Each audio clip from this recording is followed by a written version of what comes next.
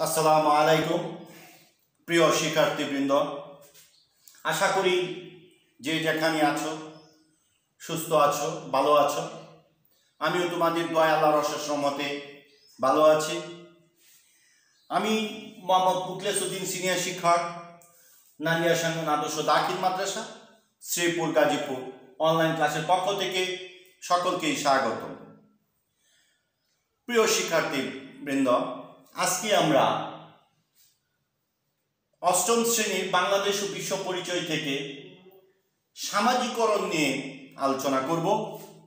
তো যে যেখানে আছো বই খাতা কলম নিয়ে আমার সাথে যুক্ত হওয়ার জন্য আহ্বান রাখছি এবং ক্লাসটি মনোযোগ সহকারে শোনো। তো মানুষ সামাজিক জীব, সমাজ ছাড়া সে বাস করতে পারে না। প্রতিটা মানুষই সমাজে বসবাস করে। তো আজকে আমরা যে বিষয়টি নিয়ে কথা বলবো, সামাজিকরণ। একজন মানুষ কিভাবে সামাজিকরণ হয়ে ওঠে, সামাজিকরণ বলতে আমরা কি বুঝি। তো সামাজিকরণ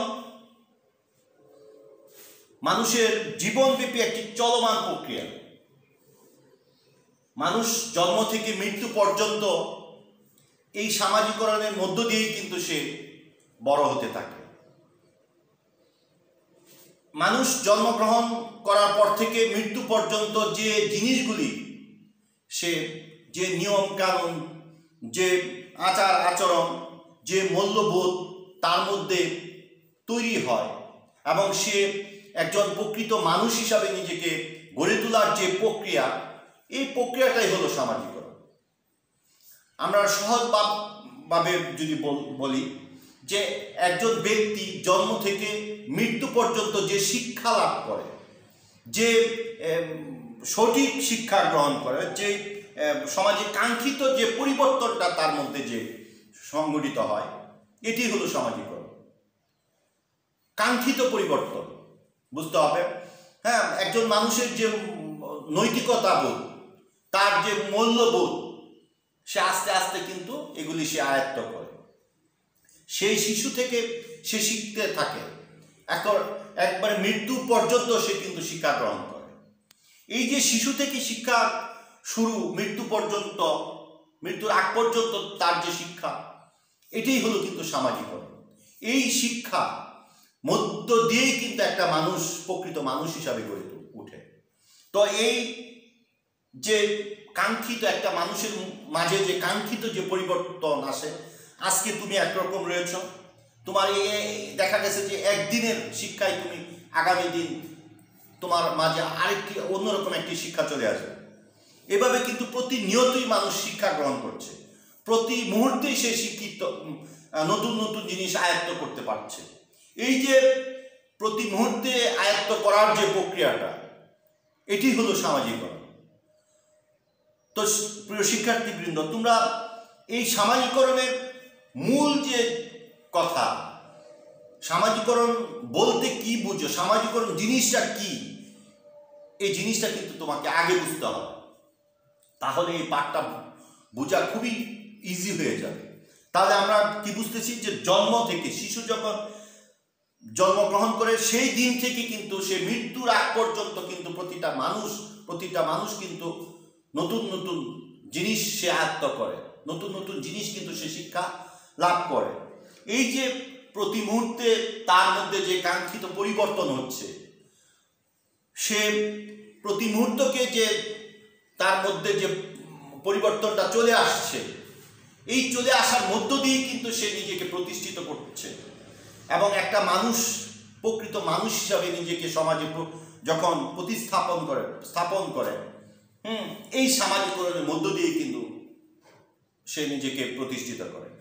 সামাজিকরণের প্রক্রিয়া যত বেশি ভালো হবে, একটি সমাজের জন্য, একটি পরিবারের জন্য, একটি রাষ্ট্রের জন্য তত বেশি মঙ্গলজনক হবে।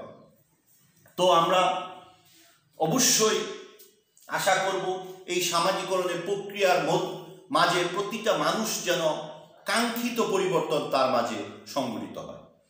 তো আজকে আমরা সামাজিকরণের বলতে আমরা কি বুঝি এতক্ষণ আমরা আলোচনা করলাম। এখন পড়ব যে সামাজিকরণের বিভিন্ন প্রতিষ্ঠানের প্রভাব। বিভিন্ন প্রতিষ্ঠান একটি ব্যক্তির জীবনে কিভাবে প্রভাব বিস্তার করে সামাজিকরণ হয়ে ওঠার ক্ষেত্রে। একজন ব্যক্তি নিজেকে কিভাবে সমাজে প্রতিষ্ঠিত করবে, কি প্রক্রিয়ার মাঝে সে বড় হয়ে উঠবে, এই যে প্রক্রিয়া, এই যে চলমান একটি কার্যকলাপ, এটাই কিন্তু সামাজিকরণ। এখন এই যে চলমান প্রক্রিয়াটা, এটা কিন্তু বিভিন্ন প্রতিষ্ঠানের মাধ্যমে, বিভিন্ন প্রতিষ্ঠানের প্রভাবে কিন্তু মানুষ নিজেকে প্রতিষ্ঠিত করে তোলে। তো আমরা প্রথম যে প্রভাবটা দেখব সেটা হলো পরিবার। একটি পরিবারের উপর নির্ভর করবে ওই ব্যক্তির সামাজিকরণের প্রক্রিয়াটা কীরকম হবে। একটি পরিবার যদি সুশৃঙ্খল এবং খুবই একটি আদর্শ পরিবার হয়ে থাকে, তাহলে অবশ্যই ওই পরিবারের সদস্য সুশৃঙ্খল আদর্শ নাগরিক হিসাবে নিজেকে প্রতিষ্ঠিত করার সুযোগ পাবে, ওই জিনিসগুলি সে আয়ত্ত করতে পারবে। পরিবার সুশৃঙ্খল হলে ওই পরিবারের সদস্য তার যে সামাজিকরণ, তার যে বেড়ে ওঠার যে প্রক্রিয়া, সেটা ভালো হবে। পরিবার যদি বিশৃঙ্খল থাকে, পরিবারের সদস্যদের মধ্যে যদি দায়িত্বহীনতার যে পরিচয় ওইগুলি থাকে, তাহলে নিশ্চয়ই ওই পরিবারের সদস্য সামাজিকরণের যে প্রক্রিয়া, সেটা খারাপের যে দিকটা রয়েছে সেটা তার মধ্যে ফুটে উঠবে। তো অবশ্যই পরিবার কি থাকতে হবে, সুশৃঙ্খল থাকতে হবে এবং পরিবারের সদস্যদের মধ্যে সহমর্মিতা থাকতে হবে, ভালোবাসা থাকতে হবে, আন্তরিকতা থাকতে হবে। তাহলে এই গুণগুলি ওই পরিবারের সদস্যর মধ্যে প্রতিফলিত হবে। এইভাবে নিজেকে সে সমাজে তার যে সামাজিকরণের যে প্রক্রিয়া, এই প্রক্রিয়ার মধ্যেই কিন্তু সে এভাবে বড় হবে। আমরা দ্বিতীয় যে প্রভাবটা দেখব যে স্থানীয় সমাজ। একজন ব্যক্তি কিন্তু প্রথমে সে পরিবারে বসবাস করে, তারপরে সে সমাজে বসবাস করে, তারপরে সে রাষ্ট্রের সাথে জড়িত থাকে। তো ওই যে স্থানীয় সমাজ, একটি সমাজের উপর নির্ভর করে ওই সমাজের সদস্যরা কীরকম হবে। সমাজ যদি ন্যায়ের পথে থাকে, সমাজের মধ্যে যদি সুশৃঙ্খল অবস্থা বিরাজ করে, তাহলে ওই সদস্যদের ওই গুণগুলি কিন্তু তার মধ্যে আয়ত্ত সে করতে পারে এবং সে এইভাবেই কিন্তু তার মধ্যে সামাজিকরণ ওই প্রক্রিয়ার মধ্যে কিন্তু গড়ে ওঠে। তো এই যে সমাজ, স্থানীয় সমাজের উপরে প্রতিটা সদস্যের সামাজিকরণের যে প্রক্রিয়া রয়েছে অনেকাংশে নির্ভর করে। সমাজকে অবশ্যই সুশৃঙ্খল হতে হবে, সমাজের প্রতি দায়িত্বশীলতার পরিচয় দিতে হবে প্রত্যেকটি মানুষকে। তাহলেই কিন্তু আমাদের মাঝে ওই সদস্যদের মধ্যেও ওই সামাজিকরণের যে সঠিক যে প্রক্রিয়া রয়েছে, কাঙ্ক্ষিত যে পরিবর্তন মানুষের মাঝে সংঘটিত হয়, সেগুলি আমরা আয়ত্ত করতে পারব। 3, স্থানীয় সমাজের বিভিন্ন উপাদান। স্থানীয় সমাজের বিভিন্ন রকমের উপাদান রয়েছে সমাজে। এই উপাদানগুলির মাধ্যমে কিন্তু প্রতিটা নাগরিক ওই উপাদানের সংস্পর্শে আসে এবং সেই সংস্পর্শের মাধ্যমে একজন ব্যক্তি সামাজিকরণ হয়ে ওঠে। ধরে নাও একটি সমাজে একটি ক্লাব তৈরি হলো, সেই ক্লাবে ছেলে মেয়েদের খেলাধুলার ব্যবস্থা করা হলো এবং চিত্ত বিনোদনের যে কাঙ্ক্ষিত যে চিত্ত বিনোদন, সেই ব্যবস্থা যদি করা হয় সমাজে, সেই প্রতিষ্ঠান, সেই উপাদানের মাধ্যমে, তাহলে দেখা যাবে ওই সমাজের ছেলেমেয়েরা তাদের যে সঠিক যে চিত্ত বিনোদন, তাদের যে মনের যে রয়েছে, সেটা সঠিকভাবে প্রতিফলিত হবে। যদি ওই উপাদানগুলি কাঙ্ক্ষিত হয়ে থাকে, প্রতিটি উপাদান, সেই উপাদানের সংস্পর্শে প্রতিটি মানুষ সঠিক সামাজিকরণের যে প্রক্রিয়া, সেই প্রক্রিয়ার মাঝে থাকবে। তো আমাদের অবশ্যই খেয়াল রাখতে হবে যে সামাজিক সমাজের যে উপাদানগুলো রয়েছে, সেই উপাদানের যে প্রভাবে প্রতিটা ব্যক্তি যে সামাজিকরণের যে প্রক্রিয়া সংঘটিত হয়, সেই উপাদানগুলো যেন কাঙ্ক্ষিত সমাজে স্বীকৃত উপায়ে, রাষ্ট্রের স্বীকৃত উপায়ে যেন পরিচালিত হয়। সমবয়সী সঙ্গী, এই সমবয়সী সঙ্গী একটি ব্যক্তি সামাজিকরণের খুবই গুরুত্বপূর্ণ ভূমিকা পালন করে। আমরা কথাই বলি সৎসঙ্গী স্বর্গবাস, অসৎসঙ্গী সর্বনাশ। একজন সৎ, একজন দায়িত্বশীল ব্যক্তি, একজন মূল্যবোধ সম্পন্ন ব্যক্তির সংস্পর্শে যখন তুমি থাকবে, অবশ্যই তোমার মাঝেও সেই গুণগুলো চলে আসবে এবং তুমিও সেই রকম মূল্যবোধ সম্পন্ন একজন ব্যক্তি হিসাবে সমাজে প্রতিষ্ঠা লাভ করবে। অবশ্যই সমবয়সী যে সঙ্গী, সেই সঙ্গী যদি সৎ থাকে, দায়িত্বশীল থাকে, পরোপকারিতা থাকে, কিংবা সহমর্মিতার যে মনোভাব, এই মনোভাব, এই গুণগুলো, ভালো যে গুণগুলো রয়েছে সমাজে স্বীকৃত, সেই গুণগুলি যদি থাকে, দেখা যাবে যে সেই গুণগুলো তুমি তার সাথে বসবাস করার ফলে তোমার মাঝেও সেই গুণগুলো চলে আসবে। এবং এই যে গুণগুলো তোমার মাঝে চলে আসা এবং এইভাবে নিজেকে প্রতিষ্ঠিত করা, এটি হলো সামাজিকরণ। এবং এই যে তুমি নিজেকে ভালো গুণের মধ্য দিয়ে তোমাকে সমাজে প্রতিষ্ঠিত করার যে প্রক্রিয়াটা এবং এই সমবয়সী সঙ্গীর মাধ্যমে যে প্রভাবিত হয়ে তুমি নিজেকে তৈরি করার যে প্রক্রিয়া, এটাই হলো সামাজিকরণ। শিক্ষা প্রতিষ্ঠান, শিক্ষা প্রতিষ্ঠানের মাধ্যমে একটি ব্যক্তি, একটি শিক্ষার্থী সে সামাজিকরণ হয়ে ওঠে। শিক্ষা প্রতিষ্ঠানের বন্ধু বান্ধবের সাথে যে সহযোগিতা, সহমর্মিতা এবং নৈতিক শিক্ষার যে গুণগুলি রয়েছে, সেগুলি নিজের মধ্যে প্রতিষ্ঠিত করার জন্য এই শিক্ষা প্রতিষ্ঠান খুবই গুরুত্বপূর্ণ ভূমিকা পালন করে। একজন শিক্ষার্থী সে কীরকম মানুষ হিসাবে গড়ে উঠবে, তার নৈতিকতা কীরকম থাকবে, সে তার বন্ধু বান্ধবের প্রতি তার যে দায়িত্বশীলতা কিংবা সহমর্মিতা, বন্ধুত্বপূর্ণ সম্পর্ক, এই যে গুণগুলো, সেই গুণগুলো কিন্তু সে এই শিক্ষা প্রতিষ্ঠানে আসার ফলেই সে এই জিনিসগুলি সে আয়ত্ত করতে পারবে। এবং এই গুণগুলি আয়ত্ত করার মধ্য দিয়ে সে কিন্তু সামাজিকরণের প্রক্রিয়ার মধ্য দিয়ে নিজেকে সমাজে প্রতিষ্ঠিত করার সুযোগ পাবে। তো এই শিক্ষা প্রতিষ্ঠান একটি শিক্ষার্থী সামাজিকরণের বিরাট ভূমিকা পালন করে থাকে। রাজনৈতিক প্রতিষ্ঠান, রাজনৈতিক প্রতিষ্ঠান সামাজিকরণে একটি ব্যক্তির খুবই গুরুত্বপূর্ণ ভূমিকা পালন করে থাকে। যেমন একজন ব্যক্তির নেতৃত্বের যে গুণ, সে সমাজের প্রতি তার যে দায়বদ্ধতা, রাষ্ট্রের প্রতি যে তার দায়বদ্ধতা, মানুষের আপদে, মানুষের বিপদে, সুখে দুঃখে পাশে দাঁড়ানোর যে শিক্ষা, সেই শিক্ষাগুলি কিন্তু আমরা রাজনৈতিক সংগঠনের মাঝে পেয়ে থাকি। রাজনৈতিক সংগঠনের মধ্য দিয়েই কিন্তু আমরা সেই গুণটা অর্জন করতে পারি। ধরো আমাদের এই বাংলাদেশ স্বাধীনতার পাওয়ার পেছনে, কিংবা আমরা যে আমাদের এই স্বাধীন বাংলাদেশে আজকে বসবাস করছি, এই বাংলাদেশ প্রতিষ্ঠার ক্ষেত্রে রাজনৈতিক দলের ভূমিকা ছিল সবার উপরে। বাংলাদেশ আওয়ামী লীগ সেই রাজনৈতিক সংগঠন যে স্বাধীনতা সংগ্রামের নেতৃত্ব দিয়েছেন এবং সকল মানুষকে, হিন্দু, খ্রিস্টান, বৌদ্ধ, শ্রমিক, কৃষক, চাকরিজীবী, বুদ্ধিজীবী, সকল স্তরের মানুষ কাঁধে কাঁধ মিলে তারা কিন্তু ঐক্যবদ্ধ আন্দোলনের মধ্য দিয়ে, মুক্তিযুদ্ধের মধ্য দিয়ে এই দেশ স্বাধীন করেছে। সেটি সম্ভব হয়েছে রাজনৈতিক দলের চৌকুশ নেতৃত্বের কারণে। জাতির জনক বঙ্গবন্ধু শেখ মুজিবুর রহমান সেই নেতৃত্ব দিয়েছিলেন বলেই কিন্তু আমরা এই দেশ স্বাধীন করতে পেরেছি। তাই একটি রাজনৈতিক দলের, একটি দেশের জনগণের যে তাদের যে কি বলবো, নৈতিক দায়িত্ববোধ কিংবা কর্তব্যবোধ, তাদের যে মনের যে জাগ্রত হওয়ার যে অনুভূতি, আবেগ, সব কিছু কিন্তু নিজের মধ্যে, একটি মানুষের মধ্যে আয়ত্ত করার যে সুযোগ তৈরি করে দেয়, সেটা হলো রাজনৈতিক দল।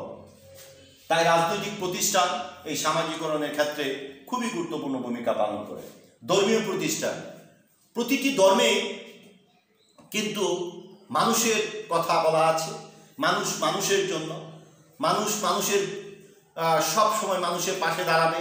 এই যে নৈতিকতা শিক্ষা, এই যে মূল্যবোধ তৈরি করা, এবং এখানে কোনো হানাহানি, মানুষের প্রতি মানুষের ঘৃণা, এগুলি কিন্তু নেই। এই ধর্মীয় শিক্ষা প্রতিষ্ঠানের মাধ্যমে মানুষের নৈতিকতার যে শিক্ষা, সেই শিক্ষাটাই গুরুত্ব দেওয়া হয়, এবং আমরা সেই শিক্ষায় শিক্ষিত হয়েই কিন্তু মানুষের প্রতি মানুষের যে দরদ কিংবা মূল্যবোধ, এই নৈতিকতা শিক্ষা, সহযোগিতার যে মনোভাব, এই মনোভাব, এই জিনিসগুলি কিন্তু মানুষ আয়ত্ত করতে পারে, এবং এভাবেই কিন্তু সে সমাজের উপর যে তার যে সামাজিকরণ হওয়ার যে প্রক্রিয়া, এই ধর্মীয় প্রতিষ্ঠানের মাধ্যমে কিন্তু হয়ে থাকে। তারপরে রয়েছে গণমাধ্যম। এই গণমাধ্যমের এই প্রভাবেও কিন্তু একটি মানুষ সামাজিকরণ হয়ে ওঠে। তোমরা বর্তমান এই ডিজিটাল যুগে মোবাইলের, ইন্টারনেটের মাধ্যমে বিভিন্ন ধর্মীয় বক্তাদের কথা মানুষ শুনতেছে, এবং সেগুলি তারা আয়ত্ত করে তার যে নৈতিক শিক্ষা, তার যে দায়িত্ববোধ, তার যে সে প্রকৃত মানুষ হওয়ার যে গুণগুলো রয়েছে, সেগুলি কিন্তু এই গণমাধ্যমে প্রচার হচ্ছে, এবং সেই প্রচারে প্রভাবিত হয়ে একটি মানুষ নিজেকে ওইভাবে সে সমাজে প্রতিষ্ঠিত করার সুযোগ পাচ্ছে। এই গণমাধ্যমের মাধ্যমে অতীত মনীষীদের ইতিহাস, কিংবা যারা খুব জ্ঞানী গুণী ছিলেন, সমাজে যারা অনেক ভূমিকা পালন করে গেছেন, তাদের কথা কিন্তু আমরা এই গণমাধ্যমের মাধ্যমে জানতে পারি, এবং এগুলি অনুপ্রাণিত হয়ে একটি মানুষ নিজেকে ওইভাবে গড়ে তোলার সুযোগ পায়, এবং এইভাবে নিজেকে প্রতিষ্ঠিত করে। তো বন্ধুরা, এই যে এতক্ষণ আমরা আলোচনা করলাম যে সামাজিকরণ, তা আমি সংক্ষিপ্তভাবে যদি তোমাদেরকে আবার বলি যে সামাজিকরণটা হলো যে একটি শিশুর জন্মের থেকে একবারে মৃত্যুর আগ পর্যন্ত যে মানুষ বিভিন্নভাবে শিক্ষা গ্রহণ করে, বিভিন্ন প্রক্রিয়ার মাঝে সে নিজেকে প্রতিষ্ঠিত করে। এই যে চলমান একটি প্রক্রিয়া, এই যে তার মধ্যে যে একটি সঠিক জিনিস আয়ত্ত হয়, কাঙ্ক্ষিত আচরণের যে পরিবর্তনটা ঘটে প্রতি মুহূর্তে, এই যে প্রক্রিয়া, এই প্রক্রিয়াটাই হলো সামাজিকরণ। তো এই সামাজিকরণে বিভিন্ন উপাদান প্রভাব রয়েছে, বিভিন্ন প্রভাবে মানুষ কিন্তু এই প্রভাবিত হয়ে নিজেকে প্রতিষ্ঠিত করে। আমরা যদি এই প্রভাবগুলি ইতিবাচক দৃষ্টিভঙ্গি থেকে ইতিবাচকভাবে যদি আমরা এগুলি গ্রহণ করতে পারি, তাহলে ওই ব্যক্তিটি হবে ওই সামাজিকরণের ইতিবাচক প্রক্রিয়ার মধ্য দিয়ে সে নিজেকে প্রতিষ্ঠিত করতে পারবে। আর যদি আমরা নেতিবাচক প্রভাবের মধ্য দিয়ে থাকি, তাহলে কিন্তু সেও ওই সামাজিকরণের যে প্রক্রিয়াটা রয়েছে, নেতিবাচক প্রক্রিয়ার মধ্যে সে বড় হবে, এবং সে একজন নেতিবাচক প্রক্রিয়ায় বড় হওয়ার কারণে সে তার মধ্যে কিন্তু নৈতিকতা বোধ কিংবা সে প্রকৃত মানুষ হিসাবে সমাজে প্রতিষ্ঠা লাভ করতে পারবে না। অবশ্যই আমাদের কাঙ্ক্ষিত পরিবর্তন যেটা হবে, অবশ্যই কাঙ্ক্ষিত পরিবর্তন হতে হবে, এবং এই কাঙ্ক্ষিত যে প্রক্রিয়া রয়েছে, একটি মানুষ যে আরেকজন মানুষের সংস্পর্শে, একটি প্রতিষ্ঠানের সংস্পর্শে এসে কাঙ্ক্ষিত যে তার মাঝে যে পরিবর্তনটা সংঘটিত হয়, সেই প্রক্রিয়ার মধ্য দিয়ে কিন্তু একজন মানুষ প্রকৃত মানুষ হিসাবে গড়ে ওঠে, এবং সে এই প্রক্রিয়ার মধ্য দিয়েই কিন্তু নিজেকে সামাজিকরণের যে প্রক্রিয়াটা রয়েছে, এই প্রক্রিয়ার মাঝে কিন্তু সে নিজেকে প্রতিষ্ঠিত করে। তো যাই হোক, এতক্ষণ আমরা যে বিষয় নিয়ে কথা বলেছি, আশা করি তোমরা মনোযোগ সহকারে ক্লাসটি দেখেছ, এবং যে সমস্যাগুলি রয়েছিল আমার মনে হয় সেগুলি তোমরা বুঝতে পেরেছ। তথাপি কারো যদি কোনো সমস্যা থেকে থাকে, প্রতিষ্ঠান হয়তো খুলে দেওয়ার একটি প্রক্রিয়া চলছে, হ্যাঁ, প্রতিষ্ঠান খোলার পরে যে সমস্যাগুলি তোমাদের থাকবে সেই সমস্যা নিয়ে আমরা আবারও কথা বলবো। তো আশা করি তোমরা আমাদের এই অনলাইনে ক্লাসগুলি নিয়মিতভাবে দেখবে এবং আমাদের সাথে থাকবে, এই প্রত্যাশা রেখে সকলকেই ধন্যবাদ জানি আজকের মতো আমি এখানেই শেষ করছি। খুদা হাফেজ। আসসালামু আলাইকুম।